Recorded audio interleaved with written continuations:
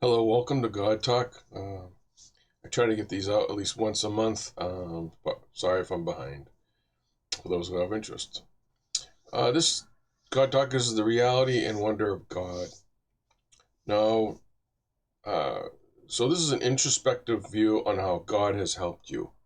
Okay. In a sense, this is kind of looking at miracles or near miracles kind of thing in your life. That it's like you don't know, you or other people shake their head like, how could this happen? Um, Now, I'm going to say up front, God is God of all people. However, people, how they view God is very differently. And what I'm talking about here is the Judeo Christian God. So those who are not interested can move along. Let's start off with Mary. So this is from the Douay Rheims Bible, and this is called the Magnificat. And Mary said, "My soul does magnify the Lord." Okay. And my spirit rejoices in God, my Savior. She's experiencing joy because he's regarded the humility of his handmaiden. Okay, this is profound. This is actually really spiritual, but I want to move on because I'll talk about that another time, or I have already talked about it. For behold, henceforth all generations shall call me blessed. Okay, so that's kind of some people I've seen who are really brilliant people look I kind of look at that as like, boy, I'm blessed. It's not that.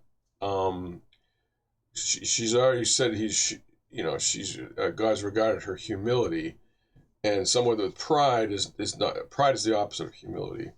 What is she doing here? She's acknowledging the wonder and awe of God pertaining to her.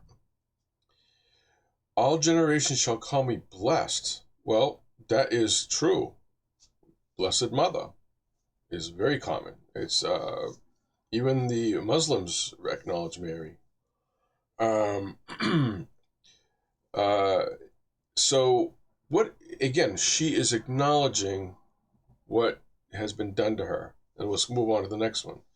By the way, this is Luke 146. Because Luke 149, because he has who is mighty, God is holy and mighty, has done great things to me. And this is the key right here. What has God done to you? You are gifted. You are gifted in certain ways that he's created you in a certain way to kind of be, you know, bring the love and joy of his kingdom.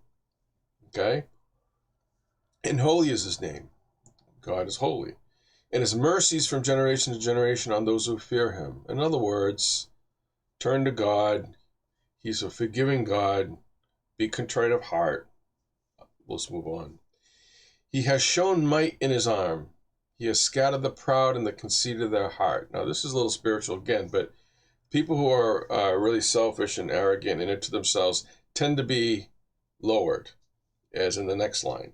He has put down the mighty from their seat, in other words, from their throne, or they tend to be lowered. So God has the way of humbling the proud and exalting the humble, as he's in the next sentence, and has exalted the humble. He has filled the hungry with good things, and the rich he has sent away empty.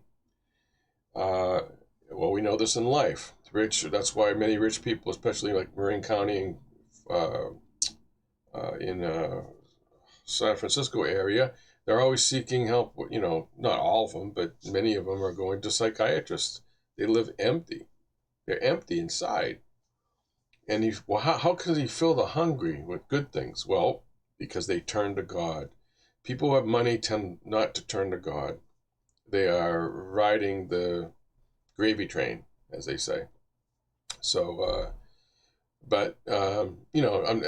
rich people are not evil, but we turn to the saints, and the saints that have become who were born rich gave up everything to the poor and became saints. You know, that's not saying that every rich person has to give up everything, but there's a little bit of a warning here. You know, in the story of Lazarus, he was outside of uh, he was outside in the dogs were licking his sores, and the the king there did nothing to help him, and that's a warning. And the king ended up in hell. So let's go back. So he has filled the hungry with good things. He has given help. He has received Israel, his servant, mindful of his mercy. Okay, in other words, God is the God of Abraham, Jacob, Jesus, everything. Well, Jesus is God. So, but the Judeo-Christian God. Okay, you may recall the history of the Jews, and the whole thing about them constantly going away from God, making idols, and but God continues to have mercy on them, give them opportunities, many opportunities, keeps let them out of Egypt from slavery. Anyway, being mindful of his mercy, God is infinitely merciful, and he spoke to our fathers, to Abraham, and to his seed forever. In other words, Abraham's seed forever refers to the growing of the kingdom. All the faithful, God of the people who love God and are trying to do His will, trying to be good people. That the kingdom of heaven is going to grow and grow and grow forever. For until God stops making people, that kind of thing. And hopefully we hope everybody can get to heaven, but that's not the reality. Unfortunately, hell exists, and people will just refuse because of pride or whatever.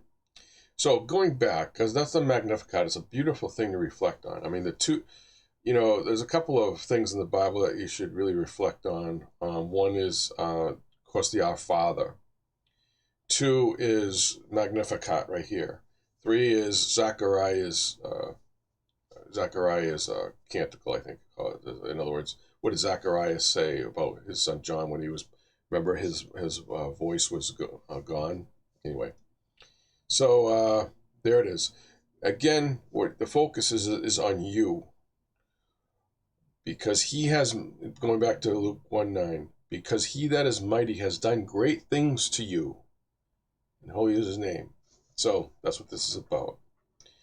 Now, ironically, let's go like Mary here, expressing awe and wonder of what God has done for her. I will be doing the same thing. And I don't like talking about myself, but this is really talking about what God has done. It's in awe and wonder of what God has done, okay? And it's not going to be all this. It's just going to be a couple of things that are kind of miraculous that he's done. It's like, holy cow. And this may be the second video of hundreds I've done that I talk about myself in some small way. So again, I apologize. I'm not, my goal is not to talk about myself. Like Mary, she just kind of expressing her awe, okay? So basically, and the point here is to look at your life and think about the large personal miracles and small miracles in your life, and try to remain objective. Subjective is okay. I feel this, I feel that. That's fine. We're feeling creatures. We're not robots. However, if you remain objective, you can see, and objective means it happened. Other people can confirm it, and it's kind of like, holy cow, what's going on here? God's showing off in a sense. If you look at the sky at a beautiful sunset, and look at beauty of a nice cold night on a mountaintop with stars practically on you, God is beautiful, and He's showing off. So this is how He's showing off to you personally. So has God advocated for you? Just pose that question. Turn to God in all things. This is something I had to learn a little bit. I still learn.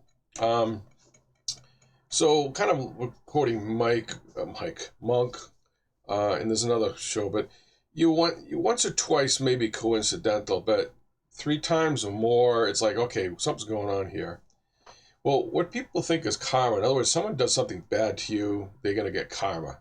Well, that's not real. However, the reality is God might be helping you, and you don't even know it, okay? Well, personally, I've had at least 3 people who are my superiors involved with me in positions that were somewhat unkind to me or did me wrong. Now, a normal person would, try to be like Clint Eastwood or like a guy, and so say, what's going on here? Maybe yell or swear, whatever. However, got to turn to God in all things. Okay, I'm not saying, if you're in a situation of danger, you don't try to get out of it. I'm saying that, God is powerful, and He's more powerful than you know it. So, what happened to me personally? I had superiors kind of harass me, or were unkind to me, and I let it go, and I didn't do anything about it, and I kind of prayed to God, and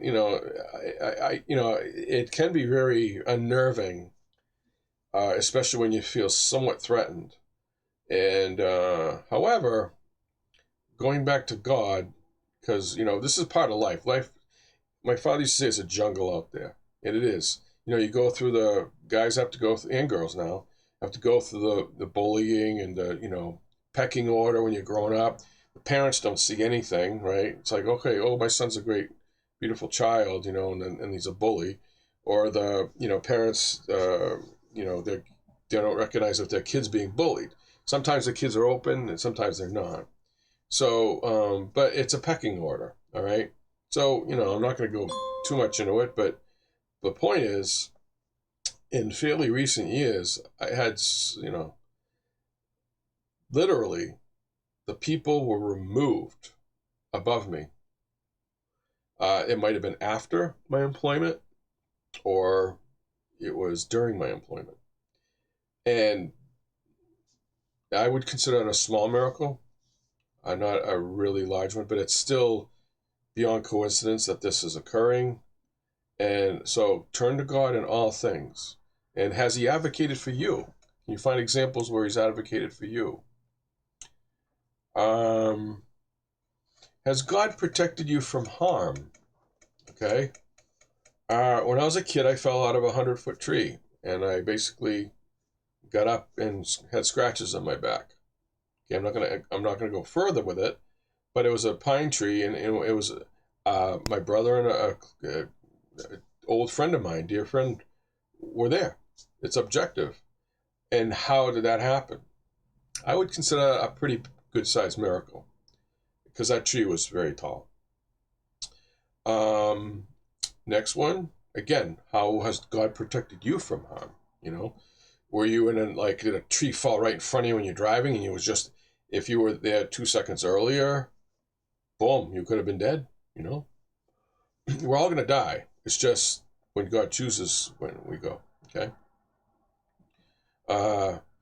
So another story, kind of funny and not. I was with again. This is all verifiable. My brakes gave way, and back then we did what we could. We had a vehicle, and it was probably wouldn't pass inspection nowadays, but back then we drove what we could. Well, I lost my brakes on a hill, and I tried to get control of the vehicle, and fortunately it was we weren't going too fast, but I had to. It was near the ocean, and I saw a big area so I could land. So I kind of turned and landed onto the lawn, and kind of tore up the lawn a little bit, and then I think I hit the bushes. But I was with 3 other people, and the cop was like in awe because he later disclosed that another maybe 15 or 20 foot to the right, there was a cliff, and we could have gotten killed. Okay, I would say it's a small miracle, not that kind of thing. So it's like, holy cow. Has God protected you? This is, I'll people make a decision on this one. Okay, I've had 3 strokes. I can walk, talk, think. I'm not unscathed, but when I saw one of the neurologists came to me, and he was astonished. he was had me do all these tests, and he was shaking his head. He says, "I can't believe you are like this after you had 3 strokes." And I consider that somewhat of a miracle. Um, I'm not going to get too more into that area, but the fact that I can do what I can do after 3 strokes, never mind one, is, again, I'll leave that to your decision. So how has God protected you from harm? Okay. Gifts God that has given you that others don't have. Okay, so you're gifted with certain things that others just can't have. It could be looks, it could be money, it could be strength, it could be intelligence, whatever. Those are God given. And when you have the gifts, it's kind of like, well, how come others don't have it? Well, they just don't. God hasn't given it to them. You know, people don't understand. God made you, and He made you as you are, and there's a reason for why you are. Okay. Well, one thing that happened. This was a miracle. I work with people who have um, uh, who can have their adrenaline rushing, like really rushing, and they can be super strong. This was not the case. Okay. There was someone bothering me at work a long time ago, and it was not like I was in danger like at my jobs or anything like that. But this was someone who was bothering me, and for some reason, I just I reached out and I lifted him right off the ground. Now he was across, I think across uh, some type of thing in between us because we were. He was just. He wasn't a bad kid. He was just going on like a fly, like a gnat. He was pestering me, and I just I didn't I didn't know what else. So anyway, I lifted him off the ground. Now, back then I weighed about probably 200 pounds, maybe 205. He probably weighed about 160 or 140. But I lifted him right off the ground as if he was 20 pounds. And I've never done that before or since. And I have no idea. And it wasn't adrenaline because he was annoying me. There was no fear. And when I left him off the ground and he shut up and he brought him back down and people looking at me, and I was like, I just kind of continued on. I was just being quiet and minding my own business. And again, the guy wasn't a bad kid. He was just young and just going on and on talking. And I have no idea where I got that strength from. It was not even. It was not even like I was lifting weights, and I lifted weights back then. Um, it's just one of those things. You're in awe. It's like, how the heck did this happen? And that's the point. God, it's God. It's not us. God does miracles for you, and the awe is really cool. It's a really cool thing to observe. Um, and here's the last thing. I don't want to go on and on, but this is the last thing. Um, there are other usual things that defy odds that just they're you know they're just unusual things. Well, as Monk says, what are the odds of that? When I went to Los Angeles, I could care less about actors. Like, I don't like phoniness. I don't like drama. But I was into music, and I saw this kind of cute girl in a video, and it was just kind of a joke, a half joke. I didn't really want to meet her, but it was something like people would ask, well, what, are you going to meet any celebrities? Oh, no, I'm not interested. I just want to meet Terry Nunn. For those who don't know, Terry Nunn is the lead singer for the group Berlin from the 80s. And I saw her in a video with another duo, and it's not like I was goo gaga over her. It's like I thought she was kind of cute. I was like, I want to meet her. So it was really nonchalant. And when I get out there, after when I was in Los Angeles, I get a call from this person who was a girl, and it was Terry Nunn. Now, again, I have a friend of mine who was there. I didn't believe it. So I thought it was someone playing a joke on me. But it is like Monk said, what are the odds of that? Like, what did it do for me? I don't know, but it's beyond coincidence. I mean, you don't understand how many millions of people in Los Angeles and how many celebrities, and she calls the phone. I mean, there was a reason behind it. But the point is, she's the only one I wanted to really talk with, you know. So the point is, it's awe. It's an awe. God does these beautiful things for you, you know, and he protects you from harm. He advocates for you. He gives you gifts that you have and others don't have. So the point of this video is to look at your own life. Maybe make an itinerary of those little things that happen to you that are just so miraculous or odd, beyond coincidence, or to just kind of look at, his extension of his love. His love. He created you. That's the first miracle.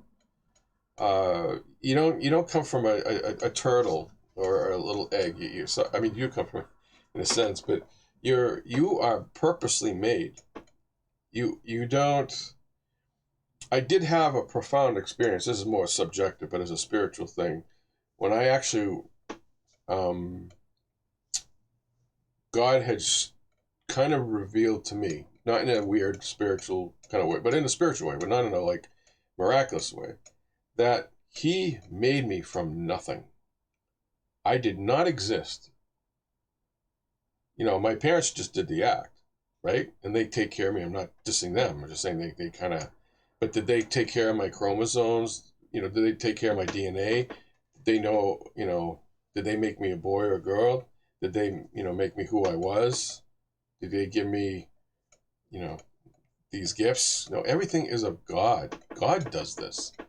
If you're a parent, you realize that. I mean, unless you're arrogant, you just realize that there's not, you go to sleep, you hope the kids are awake every time the next morning.